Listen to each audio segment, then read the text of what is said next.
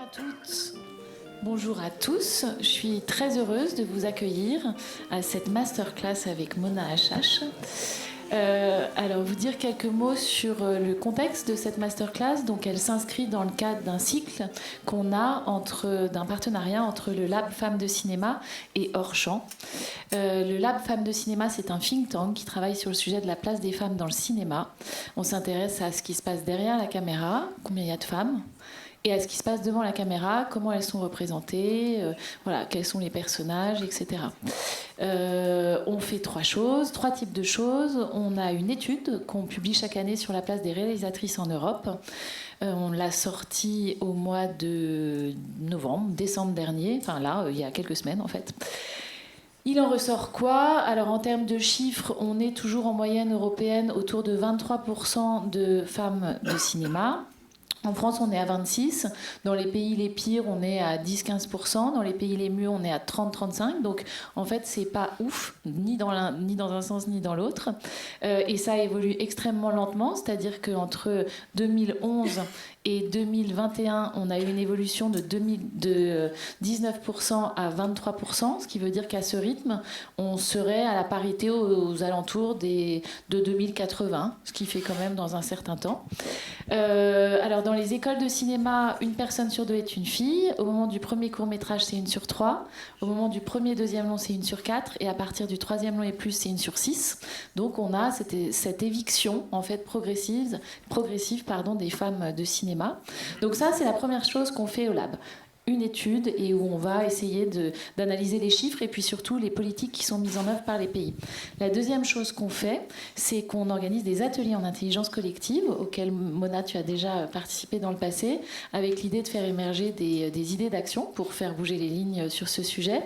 Et la toute dernière chose qu'on fait, c'est d'essayer de travailler sur la notion de rôle modèle au féminin, avec l'idée que les jeunes filles qui sont dans cette salle puissent se projeter en voyant des femmes cinéastes qui parlent de leur métier et se dire, puisque elle le fait, et peut-être que moi aussi, en tout cas, que ce soit des possibles qui soient ouverts pour vous aussi.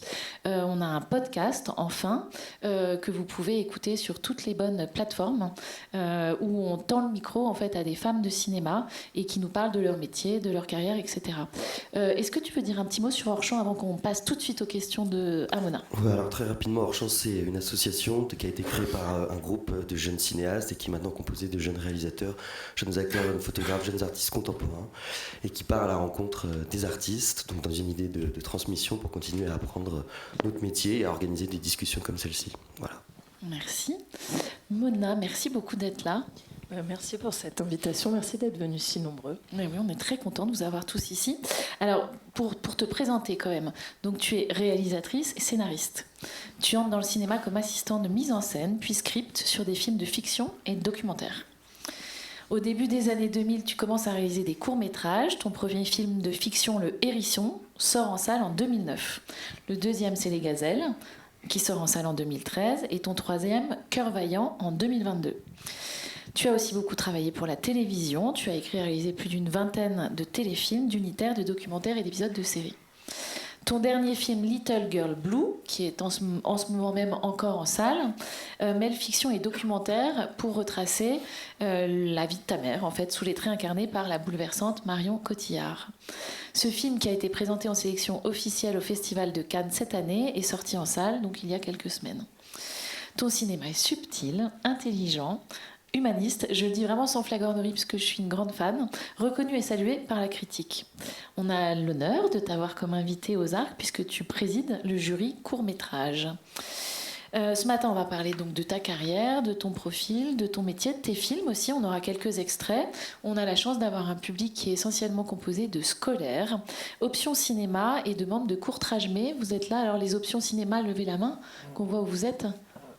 Ok. Et les courtrages mais ah, ils ont séché. Bon, c'est pas grave. Et donc, on laissera un temps quand même important aux questions-réponses. On commence par les questions. C'est parti. Je te laisse le... Alors, la première question un peu générale, c'est pourquoi est-ce que vous êtes devenue réalisatrice et est-ce que c'est encore cette même raison qui vous pousse aujourd'hui à faire des films ? Je crois que les raisons évoluent au fur et à mesure du chemin de la vie. Ce désir, il est né... au départ, il y avait un désir de jouer, ou en tout cas une passion pour le cinéma ou pour le théâtre que j'avais envie d'étendre dans mon métier. J'avais passé un bac théâtre, option théâtre.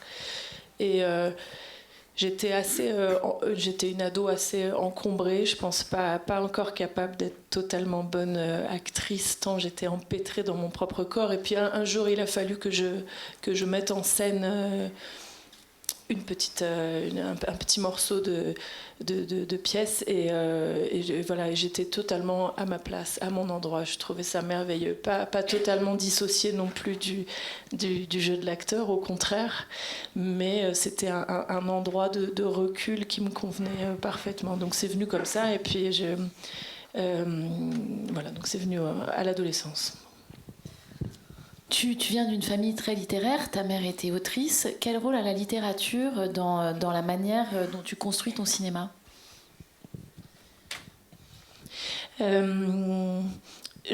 viens d'une famille très littéraire, mais avec toujours quand même un pont avec le cinéma. Est-ce que c'est ça qui m'a forgé ou mon rapport au travail ?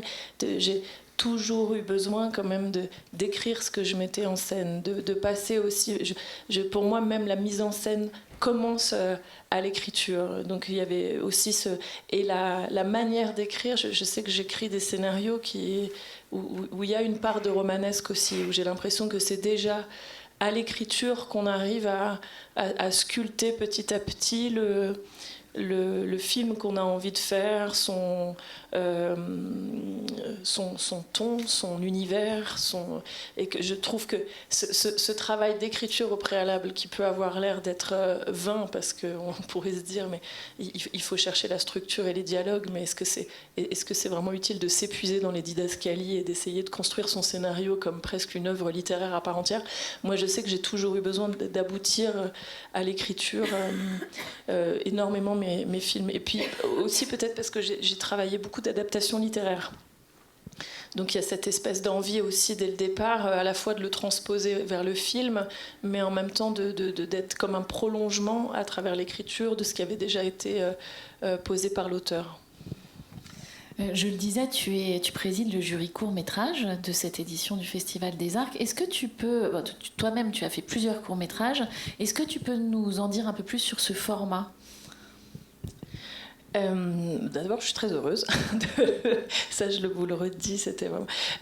non, je trouve que c'est bizarrement ou pas d'ailleurs, c'est un format de déploiement de liberté très large par rapport à certains longs métrages qui finalement... de par les obligations de marché peut-être, de par les contraintes qui deviennent plus larges, se conforment beaucoup plus que les courts-métrages qui sont souvent des tentatives d'une grande audace, d'une grande liberté. Ça, je trouve ça assez intéressant de voir comment ce format court qui permet aux metteurs en scène de s'exprimer plus ou moins sans contrainte. Qu'est-ce que ça donne, justement, cette absence de barrière ? J'ai l'impression que c'est difficile de faire un film, c'est très difficile de faire un film libre. Et que quand on s'attaque au désir de faire des films, il faut très très vite composer avec le désir des autres, avec les contraintes budgétaires. Alors souvent les courts-métrages sont fauchés, mais il y a quand même un champ de bataille qui est beaucoup moins encadré, beaucoup moins inhibant. Et donc voilà, je trouve ça passionnant de voir où va la liberté quand elle n'est jamais contrainte. C'est un passage obligé, tu penses, pour aller vers le long métrage, de passer par un cours, par des cours ? Alors moi j'ai un parcours tellement éclectique et atypique que je finis par me dire que chaque chemin est le bon, qu'il n'y a pas de... Après... faire tourner n'importe quoi, n'importe comment, mais pourvu qu'on soit dans la pratique de ce qu'on a envie de faire, c'est important. Donc évidemment, ça passe par le court-métrage, mais j'ai l'impression que ça peut aussi passer par voilà, de l'écriture ou du travail autour du jeu, ou d'explorer chacun sa manière de se construire. Mais c'est vrai que l'exercice du court-métrage, dans ce qu'il impose de travail d'écriture, de tournage, de post-production, de montage, montage. Enfin, finalement, c'est comme c'est exactement les mêmes étapes que pour un long métrage. Donc, c'est forcément formateur, mais j'ai toujours tendance à me dire il ne faut pas imposer un chemin. Et que, je dis n'importe quoi, si certains voient l'exercice du court-métrage comme un passage obligé, alors qu'ils ont besoin de s'étendre dans un format long dès le départ, il faut se battre pour parvenir à cette forme-là directement. Je ne pense pas, par contre, qu'il faille se forcer à un chemin parce que c'est soi-disant celui qu'il faut emprunter. Après, c'est vrai que c'est un tremplin merveilleux, ça permet de montrer son travail, ça permet de s'exercer, ça permet d'explorer aussi un milieu, un endroit de bienveillance qui se fait plus rare ensuite. Donc c'est forcément formidable. Alors effectivement, il y a des parcours différents, mais dans votre cas, il y a eu un passage du court au long. Et c'est un peu la question pressante chez les jeunes cinéastes, ce moment un peu charnière. Comment est-ce qu'on arrive à mettre en place, à passer du court au long? Comment ça s'est passé pour vous et comment est-ce que vous êtes arrivé à la mise en chantier de votre premier long métrage, Le Hérisson? Je vais contredire complètement ce que j'ai dit avant maintenant. J'ai fait un court métrage qui s'appelait Suzanne, qui était autour de ma grand-mère. Et c'est ce court-métrage qui m'a permis ensuite de rencontrer la productrice qui a acheté les droits du livre L'élégance du hérisson, qui a été ensuite mon premier film. Ceci étant dit, avant, j'avais développé longtemps un projet de film qui était aussi l'adaptation d'un livre et qui ne s'est jamais fait. Je me suis aussi beaucoup construite, presque je dirais plus qu'avec mon court-métrage, avec un documentaire.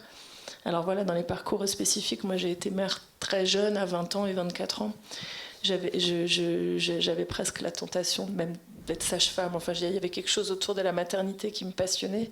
Et donc j'ai réalisé toute seule, j'avais 22 ans à peu près, 22-23 ans, un documentaire qui est montré dans des cabinets de sages-femmes libérales ou dans des maternités, qui sert de support à des discussions avec un médecin, qui est vraiment un film sur un film documentaire institutionnel, je dirais, mais enfin quand même plus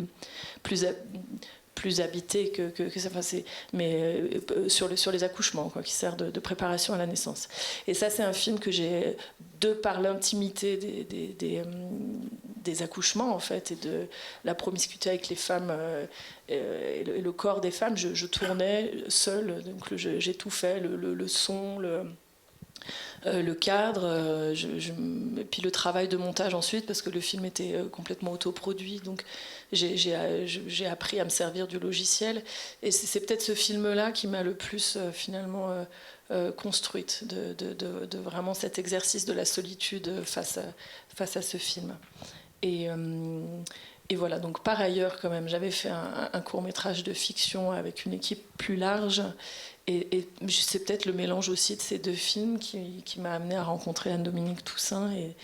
Et là encore, quand même, grand coup de chance, parce qu'on a eu les droits du livre, qui est devenu 2-3 mois après un grand best-seller, et ce qui m'a quand même permis voilà, on y serait peut-être arrivé par ailleurs, mais ça a quand même été un tremplin assez fabuleux, et pour que le film puisse naître. Et ce que je pensais être mon premier film ne s'est finalement jamais fait. Du coup, on peut peut-être regarder un extrait du Hérisson. Allez-y. Allez. Qu'est-ce que je te dise? Parlez-moi de vous. Parlez-moi de vous. Je vous écoute. Oui, je sais que tu m'écoutes, tu me filmes aussi. Bon, c'est pas bien. Enfin... Je m'appelle René, j'ai 54 ans. Depuis 27 ans, je suis concierge aux 2 rue Eugène Manuel à Paris. Un bel immeuble, scindé en 5 appartements de grand luxe, tous habités, tous gigantesques. Parlez-moi de vous. Parlez-moi de vous. Je suis veuve, petite, laide, grassouillette, j'ai des oignons aux pieds, et certains matins au réveil, j'ai une haleine de mammouth.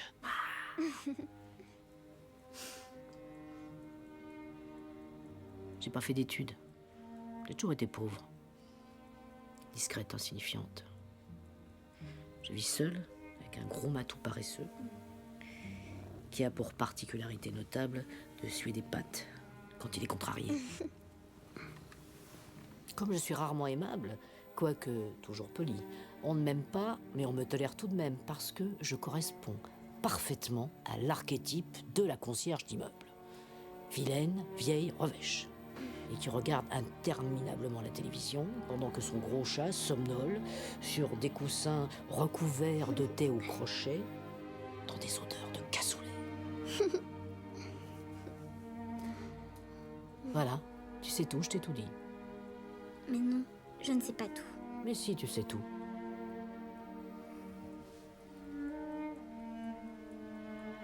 Qu'est-ce que vous cachez derrière cette porte?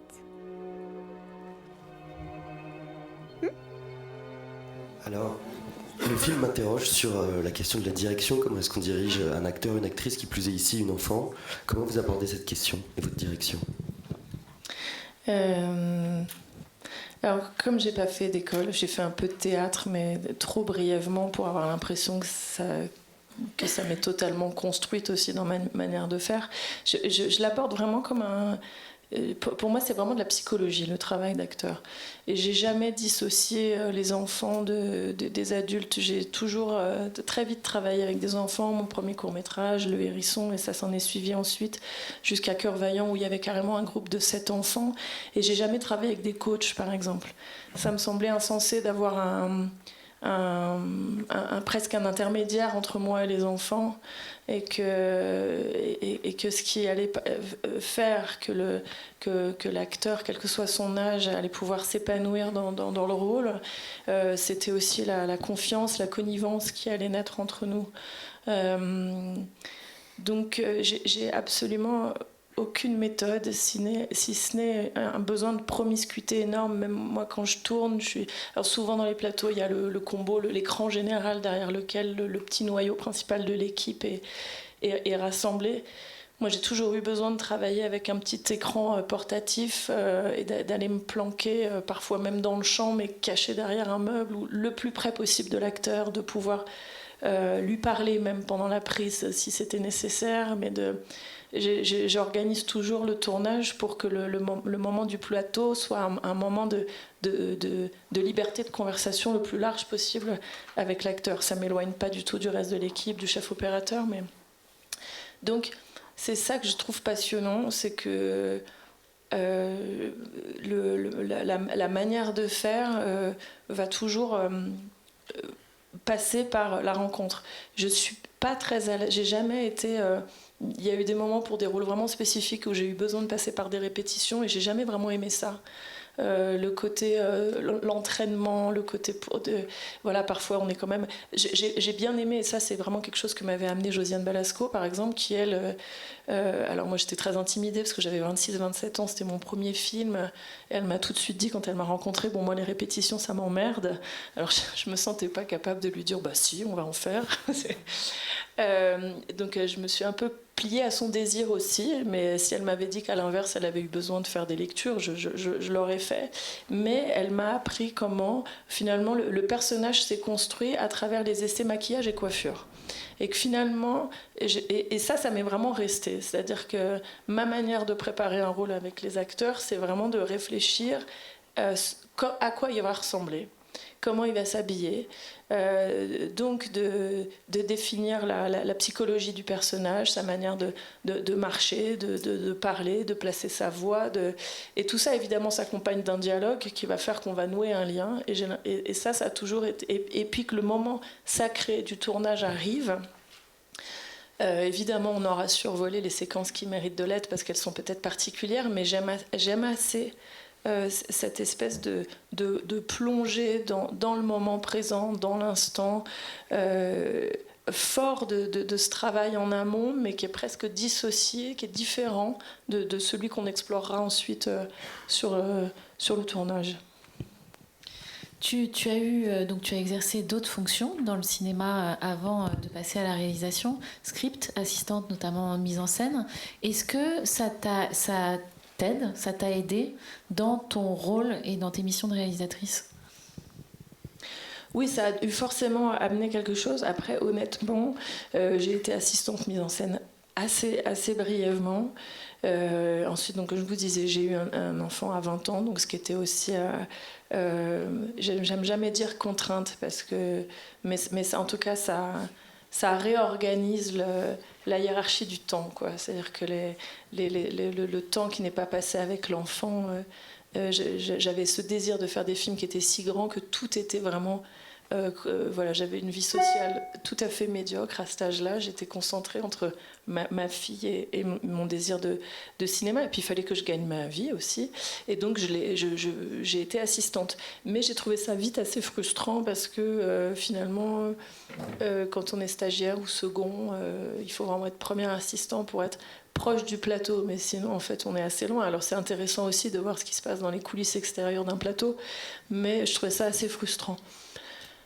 Donc j'ai bifurqué vers assistant script, mais en vrai je l'ai fait sur 2-3 téléfilms, dont une adaptation des Liaisons dangereuses de José Dayan, ce qui était une expérience de plateau un peu décoiffante. Mais au moins j'étais à côté du plateau. Mais là encore, alors c'était fascinant de l'avoir travaillé aussi. Qu'on aime ou qu'on n'aime pas son travail, c'est quand même un personnage, et elle a un savoir-faire, une manière qui est intéressante à observer. Après, j'ai fait un téléfilm vraiment mineur, mais je n'ai jamais assisté finalement à la fabrication d'un film que j'aurais aimé voir. Donc je me suis embarquée ensuite, et ça a été quelque chose qu'il a fallu que je travaille, que je me suis embarquée dans mon métier, en ayant d'abord pas fait d'école, et ensuite jamais vraiment eu l'expérience de plateau, d'un film avec un metteur en scène qui aurait pu vraiment être une source d'inspiration pour moi. J'étais vraiment à un endroit, mais j'étais complètement autodidacte. Peut-être ça me renvoie aussi à ce que je disais tout à l'heure avec le travail de l'acteur. Peut-être que ma manière d'avancer, de travailler sur la psychologie, sur l'émotion, sur le dialogue, sur la relation qu'on a avec quelqu'un, sur l'instinct, sur le moment présent, et que c'est cet endroit-là que j'ai fini par construire, par enrichir, par travailler, et de me dire que voilà, moi, mon bagage ne pouvait pas venir d'ailleurs. Il n'y avait pas l'école, il n'y avait pas les outils conceptuels qu'amène une école, peut-être la culture cinématographique, les éléments de langage, le réseau aussi qu'amène une école, mais que mon endroit de puissance, il était ailleurs. Mais ça, c'est presque quelque chose qui devient conscient maintenant, mais qui a très, très longtemps été empêché ou embourbé, freiné par mon complexe, par un sentiment d'illégitimité. Et ça, c'est vraiment la chose que j'essaye de transmettre ou de dire quand on m'interroge sur mon parcours, c'est que j'ai perdu finalement beaucoup de temps à ne pas voir la potentielle force de mes apparentes faiblesses. Et que voilà, j'ai toujours tendance à vouloir dire qu'il n'y a pas un chemin, une manière, et que c'est chacun en fonction aussi de ce qu'il perçoit. Les films sont forts de ce qu'on est, de nos émotions, de nos intuitions. Donc ce serait insensé de se dire qu'il faut se conformer à une méthode particulière pour aboutir à quelque chose qui est justement très beau quand il échappe à aucun conformisme. Du coup, vous vous sentez légitime maintenant ? Non, je pense que j'ai gardé mais tant mieux, parce que pour le coup je peux moi d'extérieur me dire oh là, il a l'air arrogant quand même. Je sais pas. Non, je sais pas.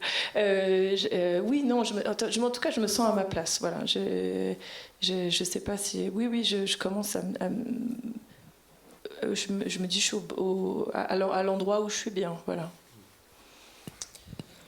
Et alors tout à l'heure vous parliez de l'espace de liberté qui était le court-métrage, un peu en opposition au long-métrage, mais vous disiez pendant le hérisson justement il ne faut pas essayer de deviner quel sera le désir du spectateur.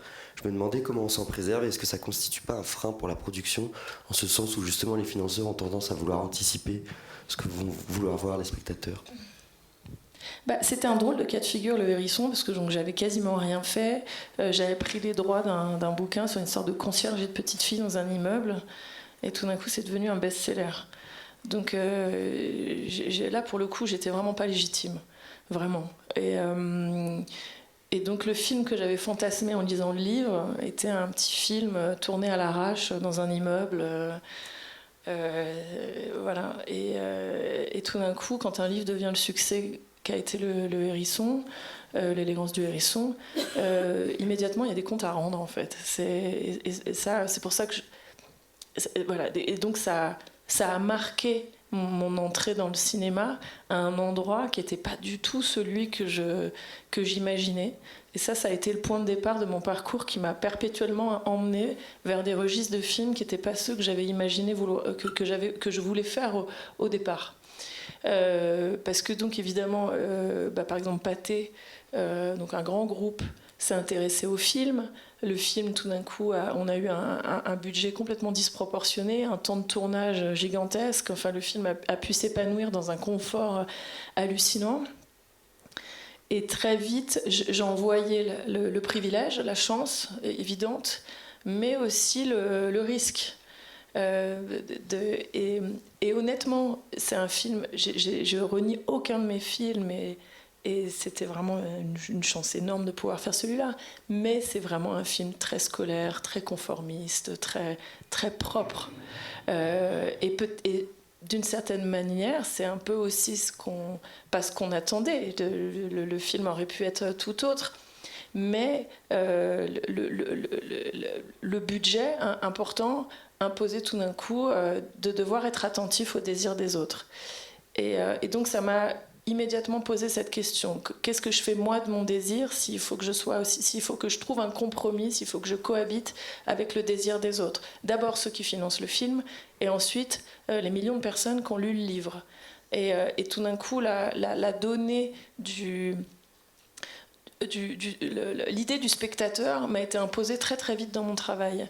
Au début, je l'ai vu comme quelque chose de très oppressant, et rétroactivement, je me dis que c'est vraiment intéressant, et que même ensuite, donc mon itinéraire m'a amené à faire beaucoup de télévision, et donc là, on est vraiment en lien direct avec le spectateur. C'est une autre manière de construire le scénario, c'est réfléchir à une efficacité immédiate les 2, 3, 4 premières minutes du film pour tout de suite accrocher le spectateur qui peut zapper vers une autre chaîne. Et que finalement, cette conscience du désir potentiel de celui qui verra le film, alors je pense que c'est une erreur de se projeter dans le désir et de vouloir satisfaire le désir de l'autre, parce que d'abord on peut pas, chaque désir est différent, et que je pense que c'est ça qui fait parfois des films un tout petit peu trop lisses. C'est qu'à force de vouloir heurter personne et de vouloir faire plaisir à tout le monde, ça finit par être un compromis un peu fade. Mais ceci étant dit, avoir la conscience que le film devra être vu et devra plaire, et je pense que ça c'est important, quoi qu'on fasse, même si on va dans un cinéma très radical, c'est important d'être libre et peut-être de se couper aussi de la peur du regard de l'autre, tout simplement, pour être totalement libre. Mais un film, il doit quand même être fait avec le désir qu'il soit vu, quoi qu'on fasse. Et donc ça m'a quand même appris ça. Alors pour ce film, donc t'es partie de ce livre. Pour Les Gazelles, c'était aussi un film qui était inspiré du spectacle de Camille Chamou, ouais. C'est ça ? Pour Little Girl Blue, tu pars des archives de ta mère. Est-ce que c'est la méthode Hachage de toujours partir d'écrits existants en fait ? Peut-être. Il y a quelque chose de l'ordre de la page blanche qui m'a toujours un peu terrorisée. Je ne suis pas sûre que ce soit là où j'aime assez cette idée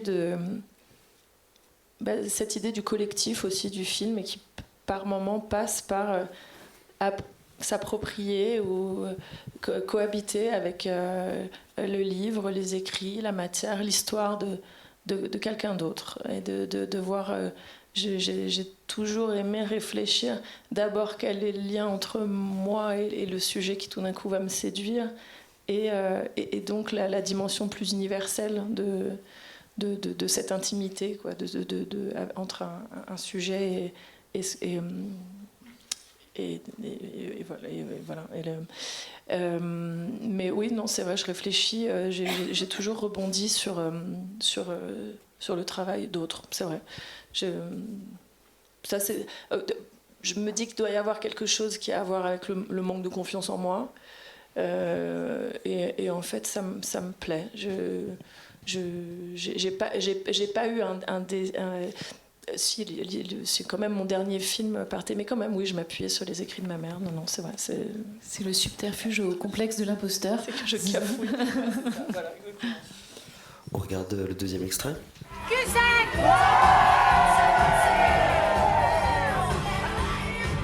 Matt, derrière moi, le mec derrière moi, à 17h40. Je crois qu'il me kiffe, ça fait 2 fois qu'il me propose un shot.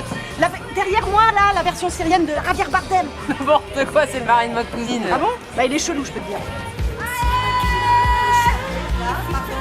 C'est moi? Ah mais non, merci, Dans les yeux! Oh, ah. c'est quand même pas mal, hein. Vous t'en êtes à combien, les meufs? 12! 12! Et toi, 2? Non, moi ça ferait 4, là, c'est pas Déjà? Oh, là, 4 est gagnant. Allez, garde la cadence. Réfile!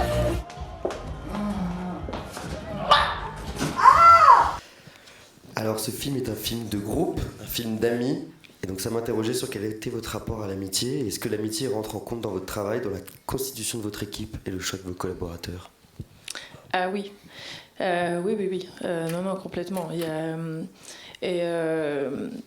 et alors, c'est une affaire triangle, c'est-à-dire que c'est le lien avec le technicien, mais aussi le sujet. Et c'est-à-dire que moi, j'ai fait des films dans des registres tellement différents, pour la télé ou pour le cinéma. Et c'est vrai qu'il y a certains techniciens avec lesquels je me sens très à l'aise de travailler pour tel ou tel film, mais pas avec tel ou tel autre. Et ce sera pas une preuve de désamour. C'est plus vraiment évidemment que il y a les qualités techniques d'un chef opérateur, enfin l'image qu'il va faire, mais la dimension humaine est vraiment primordiale. Oui, ça c'est. Oui, vraiment. Et d'ailleurs, bizarrement, sur Little Girl Blue, qui était donc dans lequel je me mets moins en scène, cherchant à comprendre les raisons du suicide de ma mère, et donc c'était un travail d'une impudeur, d'une introspection très grande. Je savais qu'on allait être une équipe toute petite. Au maximum, quand Marion Cotillard était là, on était 12 ou 13 sur le plateau, ce qui est vraiment rien du tout. Quand j'étais toute seule, on était 4 ou 5, et j'ai voulu m'entourer d'une équipe que je connaissais pas du tout. Je me sentais pas du tout capable de déballer cette intimité devant aucun des techniciens avec lesquels j'avais déjà travaillé. J'avais l'impression que ma désinhibition, même le fait d'être filmée, alors moi qui ai toujours ce rapport compliqué avec l'image, là, carrément d'y aller vraiment, quoi. C'était non seulement mon corps, mais toute mon intimité. Et j'avais besoin de le partager avec des personnes avec qui la relation allait se construire au moment de ce film. Mais par ailleurs, Clotilde Caranco, qui était par exemple la première assistante mise en scène, là je travaille avec elle en ce moment sur une série de comédies policières pour TF1. Voilà, tout d'un coup j'ai pu me dire, tiens, ça m'amuserait qu'après avoir vécu cette expérience-là, on puisse aussi aller voyager ailleurs. Mais il y a d'autres techniciens avec lesquels j'ai fait Little Girl Blue, avec qui évidemment je ne pourrais pas les embarquer sur ce que je suis en train de faire en ce moment, et vice-versa. Je change complètement de sujet, pardon, parce que c'est quand même le sujet de la place de la femme, etc. J'avais pas revu ces images depuis hyper longtemps, mais quand même donc les Gazelles, c'est un film qui a été fait il y a. Mais peut-être que tu vas poser des questions là-dessus après. Donc Vas-y. Pardon, Je m'adapterai. Tu t'adapteras, pardon. Non, mais j'avais complètement oublié cette anecdote. Mais donc c'est un film qui a été fait il y a 10 ans, avant MeToo. Les retours sur ce film étaient quand même assez perturbants sur. J'ai pu entendre, mais qu'est-ce que vous avez fait de la liberté des femmes? Vous montrez une image dégradante de la femme, elles boivent, elles baisent. J'avais envie de dire, que comme beaucoup de films avec des hommes, hein, ça fait rire tout le monde, pourquoi pas quand c'est des femmes. Et ça a été un petit pivot, moi, dans ma conscience aussi de la misogynie latente dans le milieu du cinéma. Mais je rebondis juste parce que le dernier plan, donc elle va vomir dans les escaliers. Et il y a un homme qui est en train de faire un cunnilingus à une femme.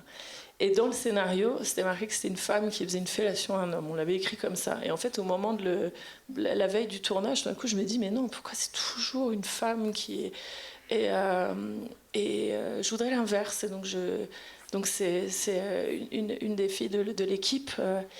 mais les producteurs étaient venus me voir en me disant tu peux pas faire ça, c'est pas drôle. Je fais comment ça c'est pas drôle? Donc une femme qui fait une fellation à un homme c'est drôle, mais par contre l'inverse tout d'un coup c'est... Et il y avait eu un blocage énorme, ça avait été un combat, vraiment, et une discussion hallucinante sur pourquoi une femme qui suce un homme c'est drôle, c'est comique, et par contre un homme qui lèche une femme tout d'un coup c'est gênant. C'est vraiment gênant, c'est pas drôle du tout. Voilà, ça c'est vraiment un exemple de quand même assez frappant de la misogynie dans le cinéma. Ouais. Justement, on voit bien que dans tous tes films, tu as des personnages féminins qui sont très forts, qui sont complexes, qui sont très... qui sont en bande. Il y a une notion de sororité qu'on retrouve partout. Est-ce que tu dirais que c'est un de tes tropismes d'aller vers ce genre de personnages, de femmes, de femmes complexes, intenses, dans leurs contradictions et en même temps leur liberté?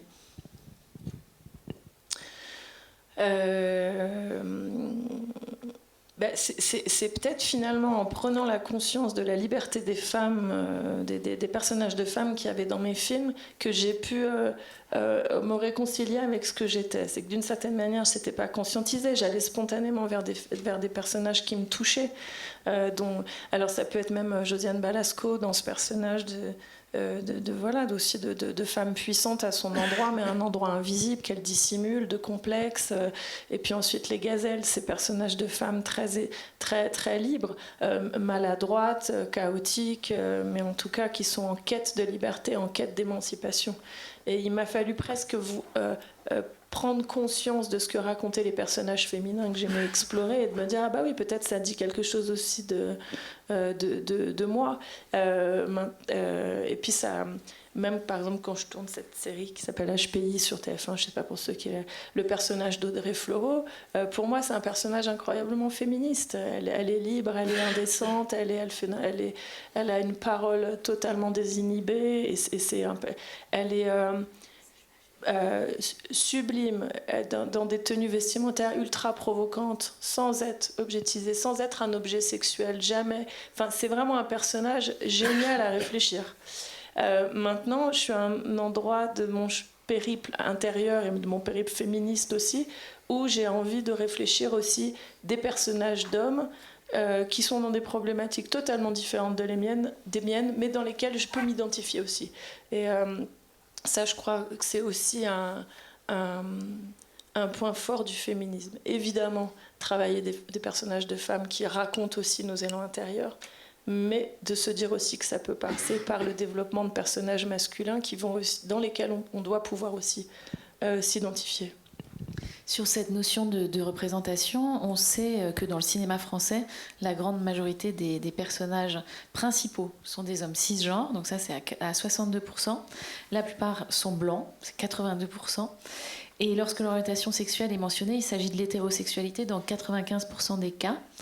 Est-ce que tu dirais qu'il y a des images manquantes, des visages manquants dans le cinéma aujourd'hui encore ? Évidemment, enfin oui, je peux pas répondre. Oui, évidemment, il en manque. Après, je reviens à ce que je disais tout à l'heure. C'est évidemment, il en manque. C'est plus possible d'avoir autant de personnages qui répondent toujours à ce même type d'hommes ou de femmes, enfin, parce qu'il y a toujours aussi le pendant féminin de ces personnages d'hommes où les femmes sont souvent uniquement conditionnées par leur rapport à l'homme. Enfin, tout ça, on le sait, on le dit énormément. Mais voilà, je me dis aussi...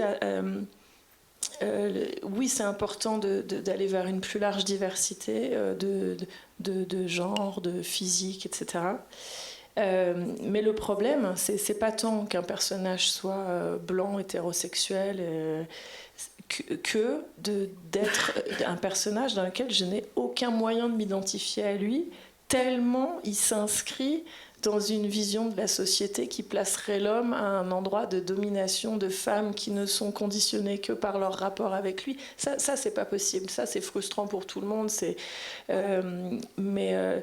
Voilà, j'ai pu parfois pas être complètement d'accord avec... par exemple, dans Les Gazelles, on a choisi délibérément que tous les hommes soient des personnages secondaires. Il n'y a que des personnages principaux féminins. Il peut y avoir l'inverse. Il peut même y avoir des films avec que des hommes, faits par des hommes, parce que les hommes vont avoir envie de vivre cette expérience virile. C'est possible. C'est arrivé un certain nombre de fois, du reste. Oui, il peut. Mais ça peut, si tant est qu'il y ait aussi cette envie, l'importance d'inclure aussi l'idée de la femme et d'une femme libre et égale à l'homme dans la manière de construire ce film. Moi, j'ai vécu l'expérience d'avoir l'envie de faire un film avec que des personnages féminins. Donc je pars du principe que je ne peux pas reprocher à des hommes d'avoir envie de vivre la même expérience. Mais par contre, mon amour pour les hommes et mon envie que le film qui puisse s'identifier dans les problématiques des femmes que j'explorais était constante. C'est-à-dire que je les invisibilisais peut-être un peu dans le film, mais ils étaient omniprésents dans ma manière de construire ces personnages féminins. C'est ça qui manque surtout, je crois. On regarde le prochain extrait.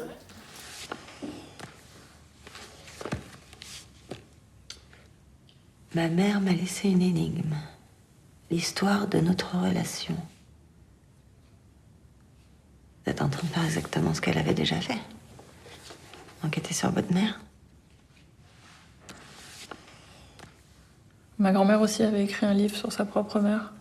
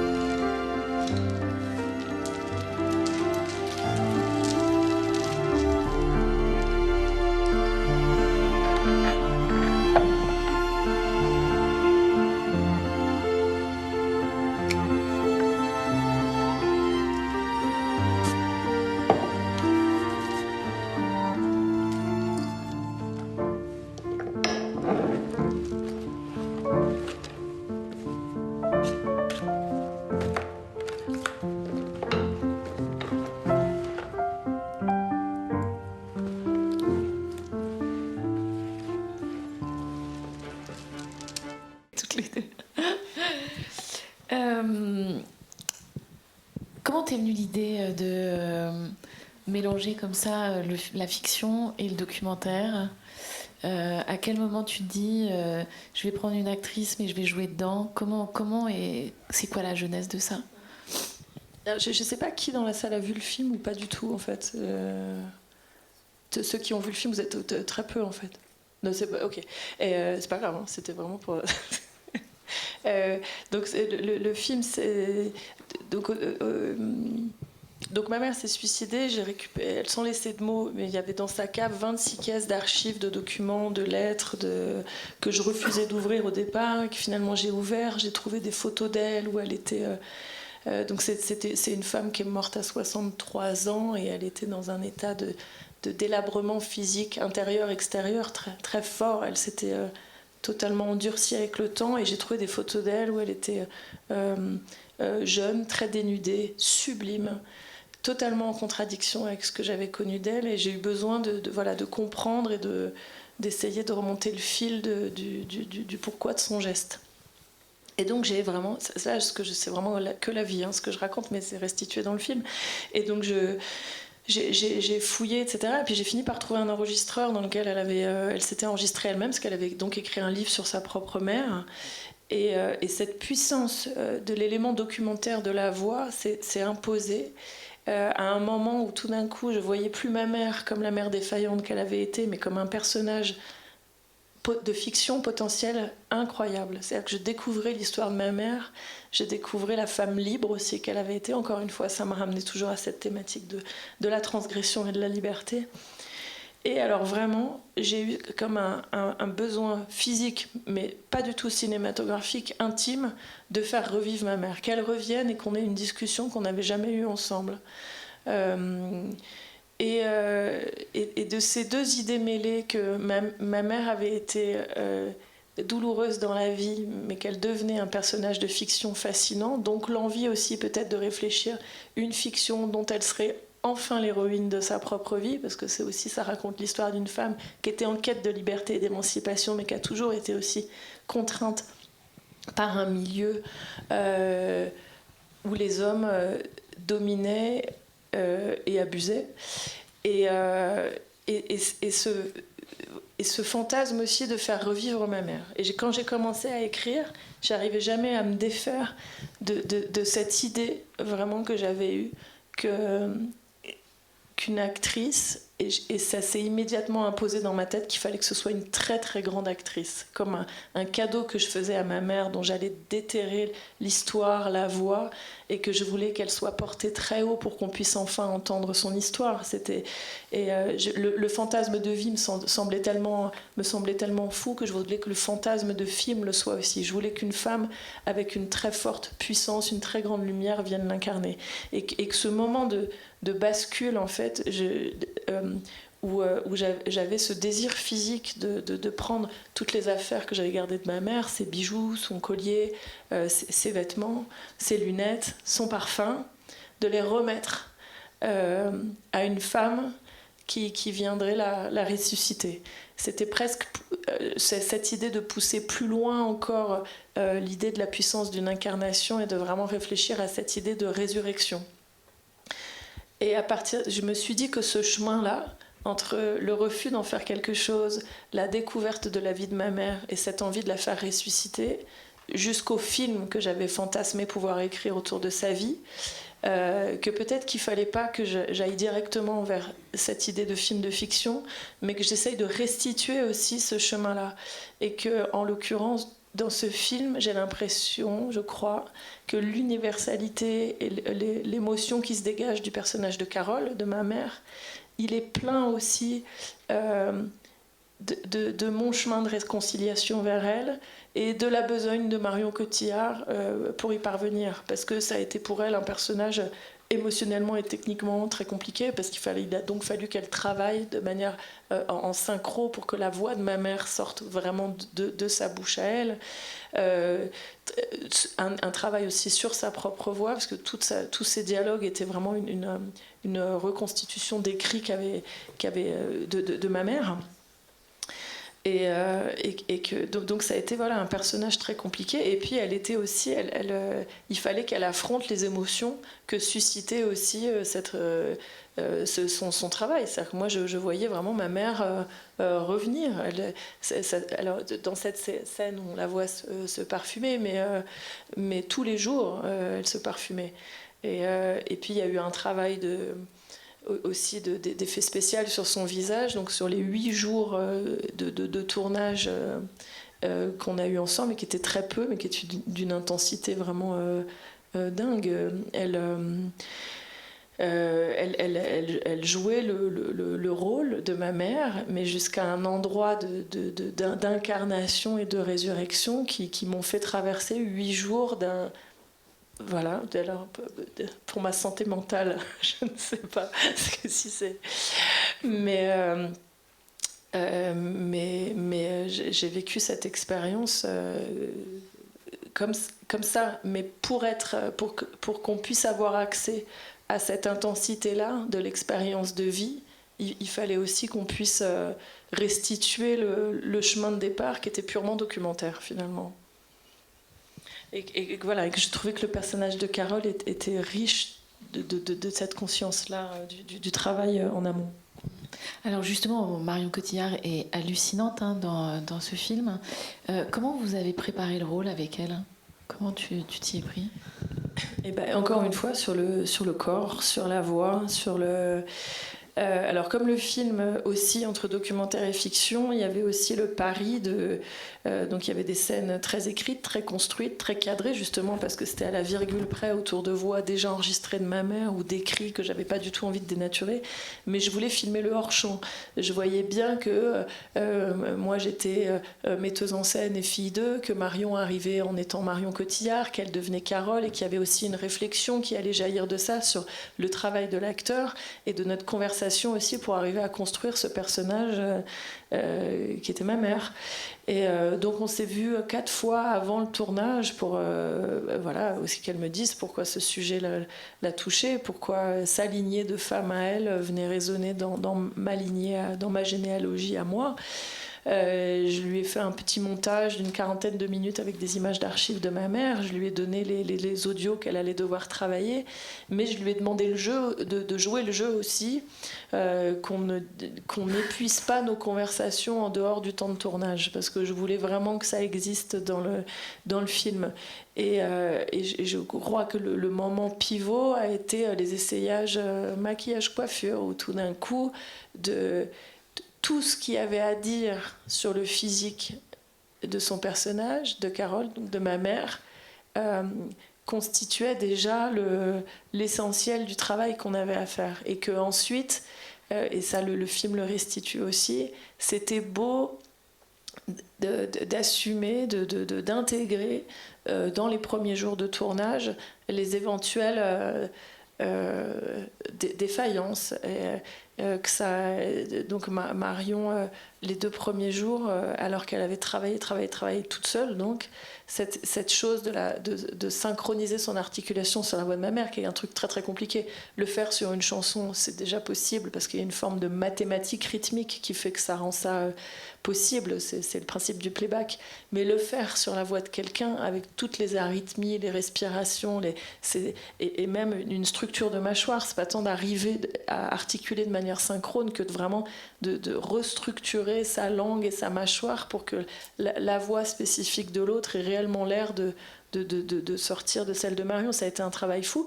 Et et puis l'émotion aussi du plateau ont fait que les premiers jours, Marion s'est un peu plantée. Ça marchait pas complètement. Et ça, c'est quelque chose que j'ai voulu garder dans le film, parce que ça me semblait aussi raconter ce moment de décision, de faire un travail thérapeutique, de faire un film, de faire n'importe quel chemin intérieur. Il y a la décision de le faire, et ensuite il y a le chemin de travail pour y parvenir. Et que souvent ça, c'est quelque chose qui est invisibilisé. Quand on voit un film, on ne sait pas quel a été le périple pour y parvenir, mais qu'il y avait dans cette histoire-là de réflexion autour de comment transcender une histoire personnelle, quelque chose qui pouvait se raconter à travers le travail de Marion, et que c'était important de montrer que, tout aussi oscarisée soit-elle, parce que c'est aussi quelque chose qui existe dans le film, l'idée que c'est une très très grande actrice, il y a des moments où on trébuche, et que la bascule dans le film où il n'est plus vraiment question de la dimension documentaire, où elle devient complètement Carole, et on arrive à un moment de métamorphose même tellement insensé de la part de Marion qu'on oublie totalement Marion. Ça, je trouvais que c'était une belle manière aussi de témoigner de l'ingratitude et de la difficulté parfois d'arriver à aboutir quelque chose, et que non seulement c'est constant, c'est toujours difficile, mais c'est pas honteux, et ça peut même être beau. Ça rend d'autant plus beau l'aboutissement final. Il y a dans ce film, et même depuis votre court-métrage Suzanne, dont on parlait tout à l'heure, l'exploration du passé. Qu'est-ce qui vous pousse à aller faire l'exploration du passé ? Est-ce que le cinéma est un outil propice aux réflexions personnelles ? Mais surtout, pourquoi l'utiliser et rendre ainsi visible aux autres une expérience personnelle ?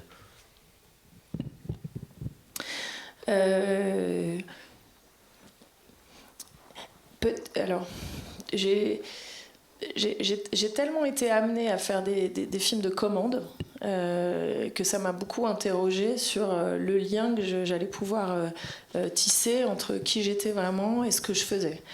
C'est-à-dire que moi, j'ai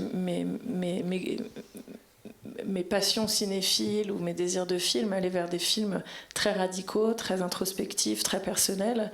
Et au départ, j'ai été amenée à faire constamment des films de compromis ou des films de commande. Et je dénigre pas du tout ce point de départ. Ça m'a aussi beaucoup construit, ça m'a sorti de moi-même, ça m'a amené vers des registres de films que j'aurais pas imaginé explorer, notamment la comédie. Jamais de la vie, je pensais que j'allais faire de la comédie. Et finalement, c'est peut-être le genre dans lequel je me suis le plus épanouie.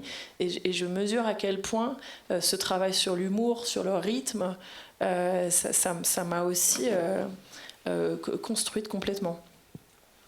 Après, je pense on n'est pas obligé de mettre en avant son périple personnel pour aboutir des films qui le sont. Mais c'est vrai que moi, c'est passé par ça. Mais par contre, j'ai toujours eu besoin d'avoir une conscience très forte de la dimension universelle de cette intimité-là. Donc évidemment, ma grand-mère, dans mon premier court-métrage, c'était l'histoire d'une arrestation pendant la Seconde Guerre mondiale. Donc voilà, la dimension universelle était évidente. Mais quand j'ai pris la décision, ou que j'ai commencé à avoir l'envie de faire un film autour de l'histoire de ma mère, il m'a vraiment fallu trouver le point d'ancrage tangible avec la grande histoire pour pouvoir dévoiler la mienne. Et donc le film raconte ma mère, mais très vite je découvre aussi la relation de ma mère avec sa propre mère. Et en enquêtant sur ma propre histoire familiale, je me suis rendu compte à quel point ma grand-mère, ma mère, et même moi dans ma démarche aujourd'hui, on venait raconter quelque chose de plus large sur le conditionnement de la femme. Que ma grand-mère racontait quelque chose de la libération, de la révolution intellectuelle, de la lutte contre l'avortement, même si ça n'existe plus dans le film, elle en a été un des piliers à travers cette pétition des 443 salopes. Et puis ma mère, évidemment, de la révolution sexuelle, de mai 68, du New York Underground, de la drogue, enfin de toute cette quête de liberté démente de cette époque-là. Et ensuite, les années 80, ce retour au conformisme, la désillusion des post-68 arts, et moi, avec l'envie de témoigner aujourd'hui, quelque chose qui vient résonner avec le mouvement MeToo. Voilà. Et que cette conscience-là, que nos petites histoires venaient incarner la grande, ont vraiment été la clé pour que je me sente autorisée à... Et à partir de ce moment-là, je n'ai plus ressenti aucune forme d'impudeur. J'avais, de la même manière que sur le plateau, alors que l'idée de me filmer, même moi-même, me semblait insensée, j'avais l'impression d'être un outil de travail très cohérent, comme un accessoire de décor presque.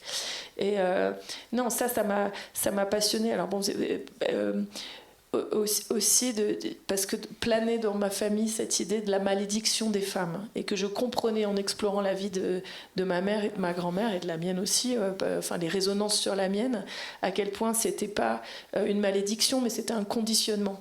Et que se servir de sa matière intime, qui est finalement celle qu'on maîtrise le mieux, pour arriver à explorer des sujets qui sont débattus en société, je trouve qu'il n'y a rien de plus passionnant.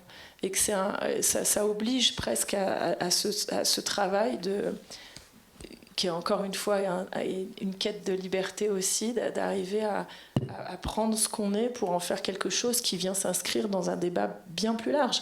De la même manière que moi, quand j'ai pu...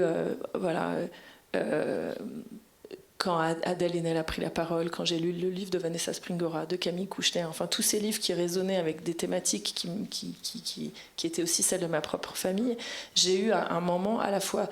j'ai trouvé ça effroyable et rassurant. C'est-à-dire que ça venait me raconter que je n'avais pas grandi dans une famille qui était gangrénée par des névroses familiales, mais que c'était des névroses collectives. Et que ce moment de sortie de solitude... pour aller vers l'expérience d'un film qui donc amène à partager une histoire intime avec le plus grand nombre, et de se rendre compte à quel point, même si nos histoires sont toutes très singulières et très différentes, mais on les partage, et de pouvoir aussi aller choper des clés de réflexion chez d'autres, ça j'ai trouvé ça passionnant dans un sens, donc je me sentais légitime d'essayer de le tenter autrement. Et par rapport à... pardon, parce que vous n'avez pas vu le film, mais c'est aussi... Comment participer à un débat? Moi, je le contredis un peu là en vous parlant, mais c'est pas quelque chose qui m'est facile, la parole en public. Je me sens beaucoup plus à l'aise en faisant des films. Et il y avait deux choses qui me semblaient vraiment très intéressant à réfléchir dans mon histoire familiale. C'est donc, pour vous résumer, un des éléments, c'est que donc, ma mère a grandi dans un milieu intellectuel très privilégié, où brassaient beaucoup d'auteurs très reconnus, Marguerite Duras, etc., et Jean Genet, pour ceux qui connaissent ou pas. Et donc ma mère avait 11-12 ans à cette époque où voilà, les enfants étaient aussi ballottés dans des milieux d'adultes et absolument pas du tout préservés. Et elle a été un peu l'élu de ce grand écrivain homosexuel à cette époque où ma mère était encore enfant, donc un peu androgyne, et où il a voilà, exercer une emprise sur elle assez terrible, jusqu'à même mettre en scène une relation entre son amant de l'époque et ma mère. Donc on parle vraiment d'une histoire d'abus. Et donc ma mère a été fracassée par cette histoire, mais son grand point de conflit intérieur, c'était qu'à la fois elle avait la conscience qu'elle avait été massacrée par cet homme, et en même temps celle de n'avoir jamais rencontré quelqu'un d'aussi passionnant que lui. Et c'était son ambivalence, et elle le revendiquait comme ça, avec honte aussi, d'arriver à se dire qu'il l'avait détruit et en même temps qu'il l'avait construit. Et que je trouvais que cet endroit de conflit, par rapport à tout ce qu'on brasse en ce moment dans ces discussions, était passionnant à réfléchir. Et là-dedans, il y avait aussi la thématique de la complicité des femmes. C'est-à-dire que ma grand-mère, et ça je l'ai découvert en fouillant voilà, les écrits et mon histoire familiale, je l'ignorais complètement, avait été totalement complice. Elle avait elle aussi une admiration folle pour Jean Genet, elle lui aurait tout donné, y compris sa fille. Et que ces deux éléments de mon histoire familiale, qui au départ était pour moi une histoire de tabou, de secret de famille, de non-dit, de honte, en acceptant, et c'est compliqué aussi par rapport aux autres membres de ma famille, évidemment, c'est un chemin qu'il faut surmonter, mais que l'essence même des tabous de ma propre famille devenait des cas de figure passionnants à réfléchir et donc plus tard à débattre à travers le film. On a l'impression que tu fais un lien en fait entre cette violence en fait dont ta mère a été victime, violence sexuelle en fait, et sa santé mentale, en l'occurrence la dépression. C'est quelque chose qui est pas courant. Enfin, je veux dire, on a assez peu de représentation. Est-ce que tu avais conscience au moment de tourner ce film de la portée sociétale qu'il pouvait potentiellement avoir?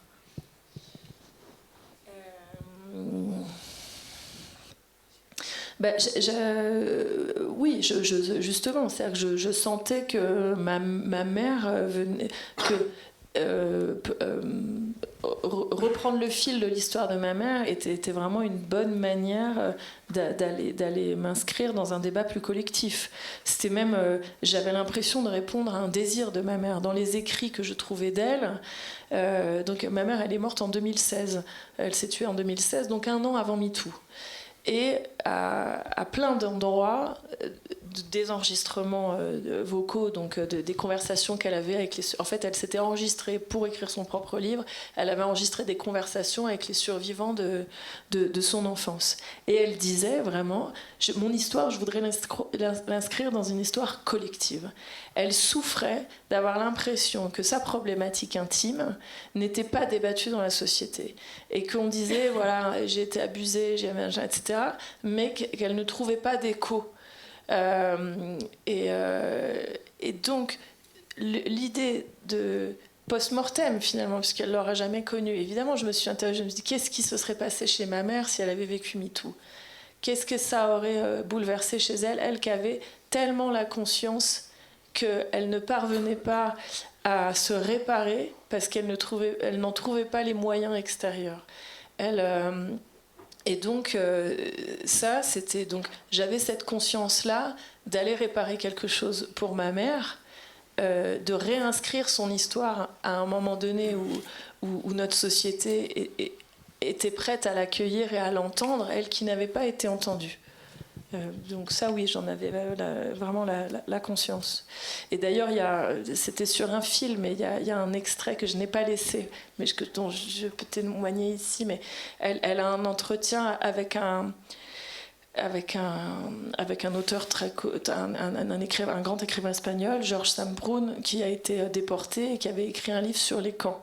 Et donc j'ai tout un enregistrement où elle parle avec lui, et où elle explique à quel point, parce qu'il a écrit L'écriture ou la vie, qui est un livre sublime sur sa déportation, et où elle lui dit à quel point ce livre l'a bouleversée, et où elle lui dit mais toi, ton histoire, tu peux la faire rentrer dans une histoire collective, la mienne, non. Alors, sortie du contexte, c'est trop compliqué de mettre dans le film, même d'opposer cette idée de l'abus avec celle de la Shoah, c'était impossible, beaucoup trop, enfin voilà, il aurait fallu étendre beaucoup plus, et je l'ai pas monté, mais cette idée-là, elle existe autrement dans le film, de cette douleur de ne pas pouvoir faire rentrer sa parole intime dans une parole plus collective. Ça, c'était omniprésent quand je faisais le film. On va bientôt passer aux questions que vous avez envie de poser à Mona. Peut-être juste te demander quelles sont tes références cinématographiques. Je trouve que c'est toujours bien d'avoir des inspirations comme ça.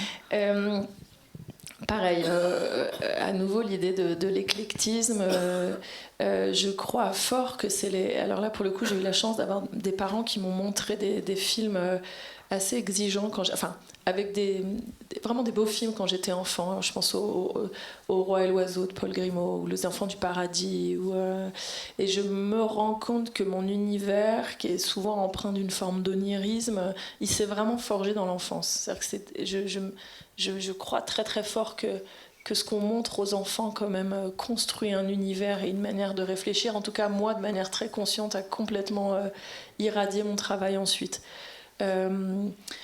Après, comme beaucoup de femmes réalisatrices, j'ai une passion infinie pour Jane Campion.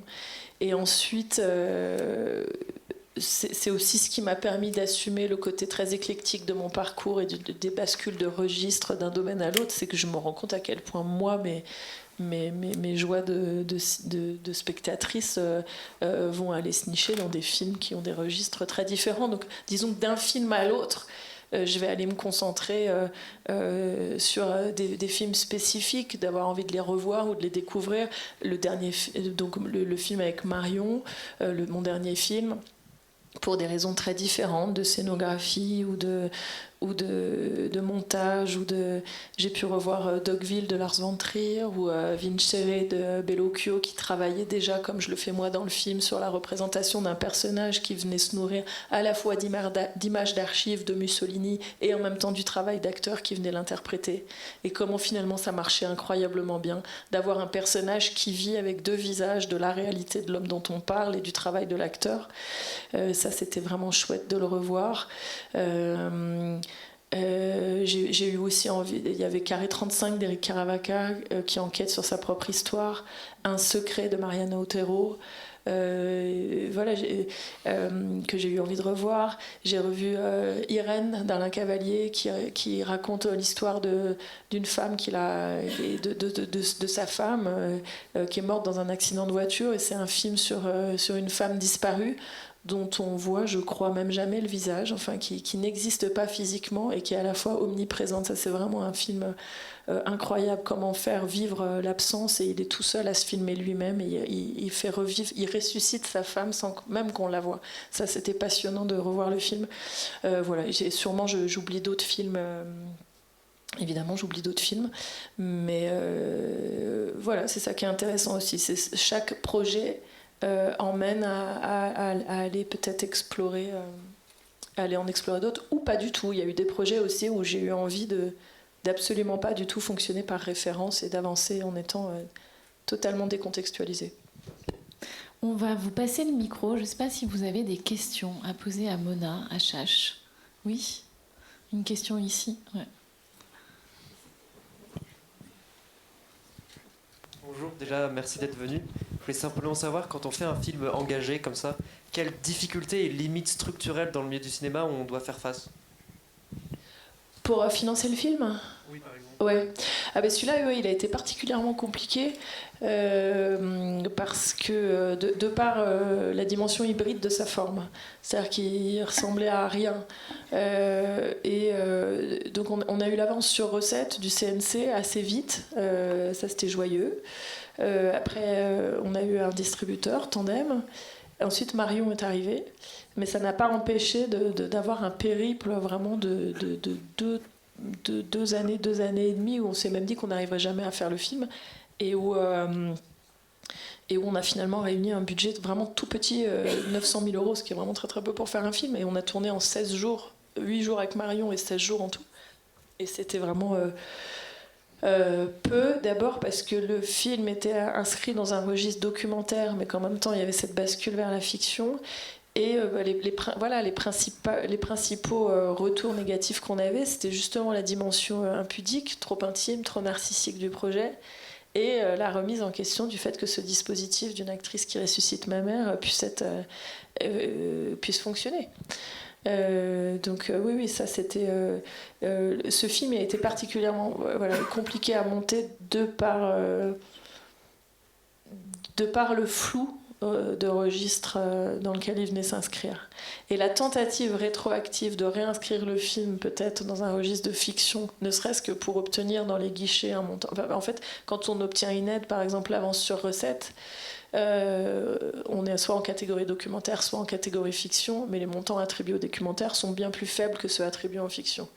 Et donc quand on a eu l'avance sur recette, il y avait déjà cette idée de l'actrice très forte qui venait réincarner Carole, mais on n'avait peut-être pas pris la mesure de ce que ça impliquait. En fait, ça devenait vraiment une fiction. Il y a eu le travail sur le décor aussi, qui s'est beaucoup épanoui au fur et à mesure du travail.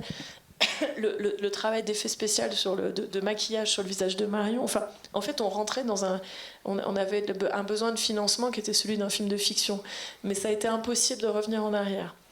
Donc on a eu finalement pas mal de guichets de financement, mais avec des montants tellement petits que c'était compliqué de... Voilà, mais ouais, ce film a été compliqué. Alors du coup, ça fait un peu écho à ce que vous disiez tout à l'heure sur le hérisson qui, lui, avait beaucoup d'argent, mais que vous trouvez un peu plus lisse. Là, il y a une urgence, il y a moins d'argent, donc la contrainte est créative. Alors oui, la contrainte peut être vraiment créative, parce que exactement de la même manière que je disais... Pardon, je bois. Le hérisson, carrément, on a pu construire en studio. C'est-à-dire que dès que j'avais une idée de plan, on me fabriquait une cloison qui pouvait s'enlever pour le faire. Enfin, c'était vraiment... Donc, aucun obstacle. Donc, aucune remise en question. Et donc, à l'arrivée, pour moi, une impression un peu de quelque chose de trop cadré, trop conformiste, trop scolaire, quoi. Parce que finalement, la moindre idée spontanée était assouvie. Donc, en fait, il n'y avait aucune remise en question. Et dans Little Girl Blue, il y a toute une réflexion aussi. Le décor devient une espèce de prolongement métaphorique de l'espace mental. Au début, il y a cette idée de psychanalyse physique où je déballe, comme on le ferait dans une analyse, tout mon matériel intime qui jonche le sol. Je suis complètement noyée dedans. Je fais du tri dans les photos, je les étale sur les murs. Au scénario, c'était marqué, c'est un repère de serial killer, donc il n'y avait pas quelqu'un à tuer, mais de comprendre pourquoi ma mère s'était tuée. Et il y avait déjà, ça existe dans le film, des impressions de déambulation extérieure de ma mère qui marche dans la rue, mais on découvrait qu'en fait c'était des projections, qu'elle marchait symboliquement sur elle-même dans le décor, quoi, que je commençais à fabriquer ce film sur elle et que même les échappées extérieures n'en étaient pas. Par contre, il y a quelque chose qui existe dans le film et qui est pour moi une des clés principales du film, qui est qu'en fait donc j'ai reconstitué les entretiens qu'elle avait eus donc avec les survivants de son enfance. Ça demandait la création de 5 petits sous-décors, une cuisine, un studio de radio, un salon, une brasserie. Et au départ, j'avais... voilà, ça c'est vraiment des séquences de fiction pure. Pardon, merci. Des séquences de fiction pure où vraiment Marion joue Carole et rejoue l'entretien. Et très vite, avec le budget qu'on avait, le temps de tournage qu'on avait, et mon envie surtout de tourner dans la chronologie, parce qu'il y avait cette dimension intime qui dépassait tout le reste, et où c'était impossible d'avancer dans le désordre. Il fallait qu'on avance dans la vie de Carole et dans le chemin de construction de son personnage dans l'ordre. Il fallait pas le déconstruire. Mais du coup, ça aurait imposé qu'on aille faire une séquence dans la cuisine, une séquence dans la brasserie, revenir dans le studio de radio. Enfin, impossible, on n'avait pas le temps matériel. Et tout d'un coup, je me suis dit, ah mais en fait, tout est au même endroit. Et donc voilà, si vous voyez le film un jour, on a l'impression que tous les décors sont dispersés, et au bout d'un moment, il y a symboliquement un mur qui tombe, et on découvre qu'en fait tout est au même endroit, et que donc le film raconte le fait que je tourne de manière obsessionnelle autour de ma mère, qui elle-même tourne de manière obsessionnelle autour de son envie de comprendre pourquoi sa mère, pourquoi son entourage l'a à ce point-là laissé tomber quand elle était jeune, et le pourquoi de son périple intérieur. Et que ce décor plein de sens, presque théâtral, qui est comme une espèce de prolongement de son univers mental, c'est vraiment quelque chose qui est né de la contrainte. Et c'est presque, je voudrais dire que c'était une idée originelle, mais pas du tout. Et à la fois, elle était évidente. Et ça, c'est génial, c'est quand la contrainte vous amène... Parce qu'à la fois, c'était pas conscient, mais c'était là, je sais pas comment dire.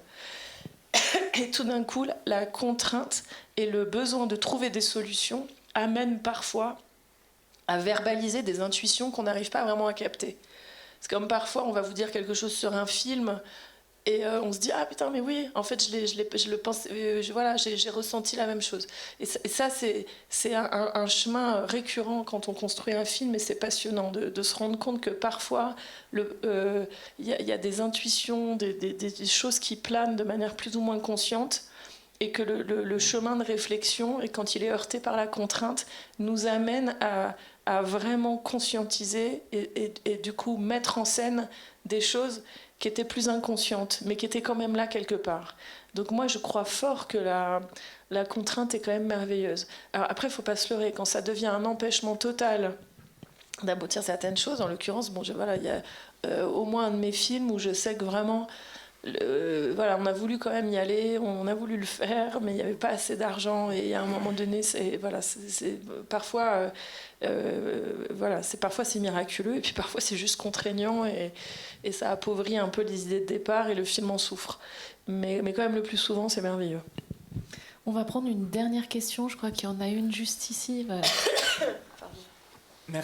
Merci beaucoup pour le film qui est vraiment magnifique, et c'est fascinant de t'entendre en parler. J'ai deux questions, réflexions.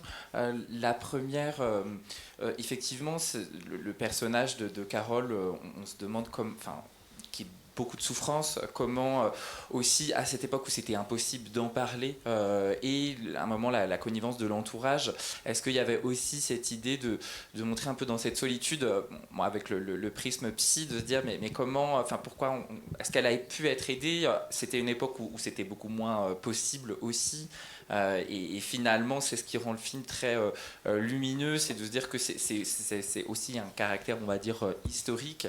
Et puis la seconde chose, c'est vrai que, et encore plus en t'entendant en parler, il y a quelque chose de fascinant, de voir la distance aussi, d'en faire un film de fiction aussi inventif, aussi créatif, aussi fascinant, qui me rappelle un peu dans la manière dont tu parles de ton travail, du travail de Sophie Calle, qui utilise beaucoup l'intime et les choses très très complexes, et en même temps dans quelque chose de tellement de génial, et avec une telle distance, qu'il y a aussi cette question. Alors mes questions sont pas très précises, mais tu prendras ce que tu veux dedans. Quelque chose de très thérapeutique, où on se dit, on rentre dans le film, on se dit ça va être très compliqué, et évidemment quelque chose de très violent, et en même temps on se dit il y a une telle distance que ça en fait vraiment quelque chose de très universel et de très artistique. Vraiment, merci encore pour ce film. Ben non, mais merci. Non, ben alors il y a deux choses. Tout à l'heure, on parlait de la dimension universelle de l'intimité d'une histoire. Donc ben, ça, j'ai beaucoup répondu. Mais il y a aussi une fois qu'on a capté le potentiel universel de cette histoire, qu'est-ce qu'on veut raconter ?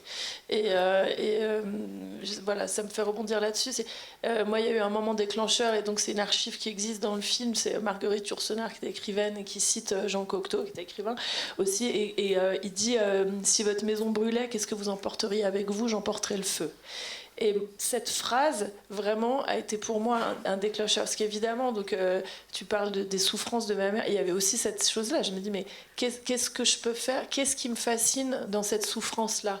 Et encore une fois, c'était ces femmes qui ont été meurtries, abusées, empêchées, à qui, à un moment donné d'explosion du féminisme, si on leur a donné des possibilités dans un univers qui leur en donnait pas totalement non plus la place. Mais c'était des femmes en quête de liberté, et je me disais, voilà, ce que je veux arriver, cette chose qui me semble ne pas étouffer le spectateur potentiel et qui me donne un sens aussi à cette douleur, c'est le feu potentiel qui peut s'en dégager. Et que ça a vraiment été ma ligne de travail, et c'est cette quête de sens qui passait par ce feu-là. Avant que tu ne perdes complètement ta voix, je pense qu'on va s'arrêter. Est-ce que tu veux juste poser une dernière question ? Je crois que tu avais envie. Oui, allez. Je voulais vous demander, par rapport à une question qui m'intéresse, c'est que depuis tout à l'heure, on parle surtout de l'histoire de votre mère, et on parle beaucoup de misogynie. Et du coup, je voulais vous demander si vous avez déjà eu de la haine envers les hommes par rapport à l'histoire de votre mère. Jamais. Jamais. Ça, c'est vraiment... c'est une réflexion que j'ai qui est très sensible sur la misandrie possible des élans féministes. J'aime les hommes, vraiment, et j'ai toujours essayé d'avancer à la fois en disant ce qu'il fallait dire, mais en n'ayant surtout ni l'intention ni l'envie de les emporter tous. Et que justement, moi, tout mon travail sur ce film, ça a été de recontextualiser aussi. Ça n'excuse pas, mais ça recontextualise les faits. Mais parfois, quand j'observais mon chantier familial, je me disais c'est terrible parce que dans ma vie intime, voilà, j'aime les hommes vraiment. Force est de constater que dans mon chantier familial, ils ont tellement tous été défaillants, abusifs, et que même forcément, dans mon périple intime, j'ai reproduit la même chose. Je confondais ce qui m'était familier avec ce qui me faisait du bien, et j'ai reproduit les mêmes conneries. Mais j'ai toujours eu cette espèce d'entêtement presque maladif de me dire je ne veux pas tous les emporter avec moi et avec ce que je dis d'eux.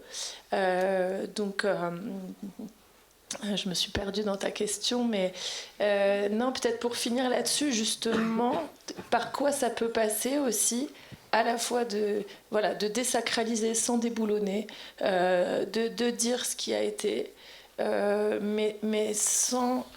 Et de réfléchir forcément. J'ai longtemps été dans le déni aussi. C'était faire ce travail, de se dire oui, il y a une dimension abusive qui est liée à la masculinité des gens dont on parle, d'accord. Je reviendrai sur ce que je disais quand j'ai construit l'équipe et je voulais des gens que je connaissais pas. Ce dont j'étais certaine, c'est que par exemple, c'était un pilier parmi d'autres, pour essayer justement de ne pas emporter tous les hommes avec ce que je disais d'eux. Je voulais que le chef opérateur soit un homme. Je trouvais que symboliquement, je savais que j'allais raconter une histoire qui disait à quel point les hommes avaient détruit les femmes. Et je voulais que symboliquement, on soit, puisqu'on dit qu'un chef opérateur met en lumière, mais sublime aussi les personnages qui vont être filmés. Et je voulais que ce soit un homme. Déjà à cet endroit, je trouvais que la symbolique était importante, que ce soit un homme qui nous filme et qui rende et qui permette aussi de... Parce que ça, c'était quelque chose que je voulais fortement assumer, c'était la dimension romanesque aussi de cette histoire. Voilà, c'est exploré dans le film, c'est comme la mythologie, c'est à la fois c'est effroyable et il y a quelque chose de beau.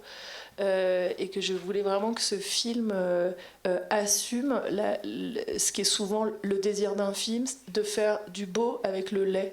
Et je voulais que ce beau-là, il soit orchestré par un homme. Symboliquement, ça me semblait important. Merci, c'était une discussion qui était vraiment à l'intersection entre les sujets liés à la place des femmes et les sujets liés à la santé mentale qui était le fil rouge de cette 15e édition. Merci infiniment, merci Mona, à vous, pour merci à vous tous. de ton partage. Merci beaucoup, merci à tous. Merci.